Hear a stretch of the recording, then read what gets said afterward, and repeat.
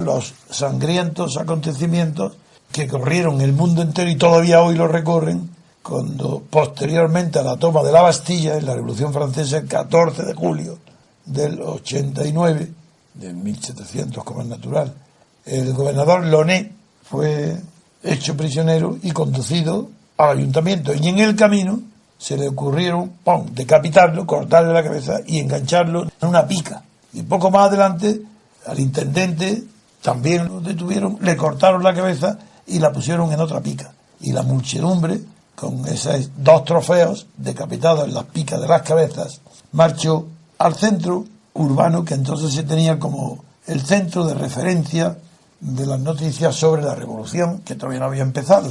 Este fue el primer acto, el sangriento de la Revolución Francesa, el acto gratuito de crueldad absoluta, injustificado, sin ninguna finalidad política de la Revolución Francesa, motivó nada menos que la celebración para la eternidad del 14 de julio, como si hubiera sido un acto importante y el que empezó la Revolución Francesa, cuando es absolutamente mentira. Tan mentira que hay testimonios de dos cartas dirigidas por futuros revolucionarios a sus esposas, contándoles lo que han visto en las calles de París. Uno de ellos es el gran periodista que luego fue en la guillotina, Camilo Desmoulins, pero el otro es Saint-Just.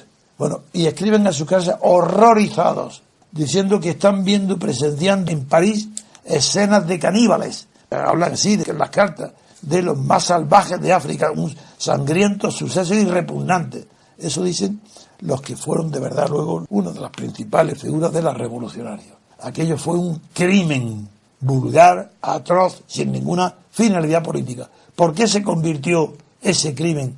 Que es verdad, que mataron a uno y luego le cortaron la cabeza y la clavaron en las verjas, en una puerta, que en Francia es muy frecuente, esas puertas que terminan en forma de lanzas, de hierro y doradas las puntas. Bueno, supongo que sería una de ellas, que es muy frecuente en París. Como es tan importante lo de Francia, el miedo que produjo esa escena fue de tal pánico, fue tan general.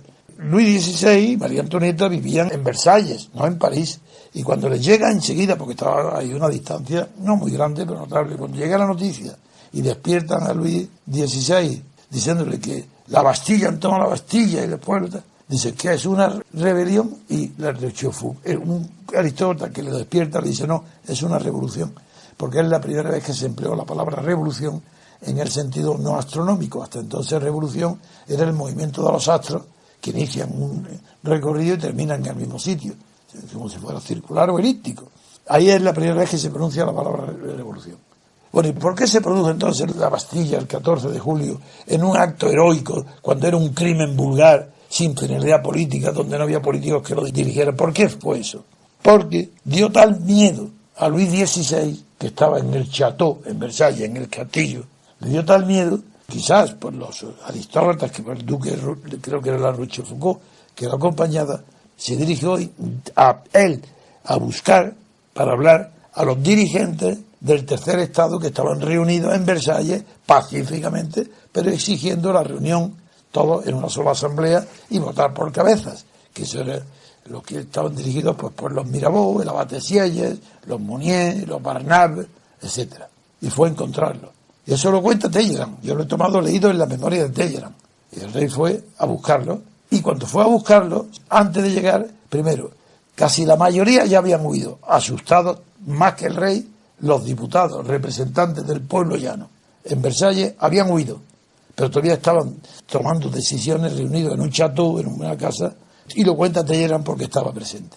Y estaban pues los principales, estaba el abate Sieyes, estaba Mirabeau, creo que también Mounier se había huido ya a Grenoble, porque era el abogado primero del Dauphiné, cuya capital era Grenoble, pero estaba Barnave.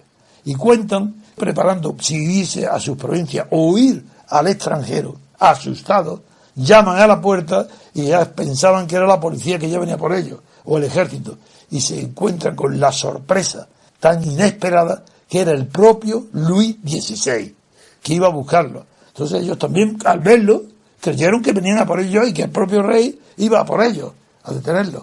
Y de repente el rey los mira y le dice: «Je me confío a vous, yo pongo mi confianza en vosotros». ¡Wow!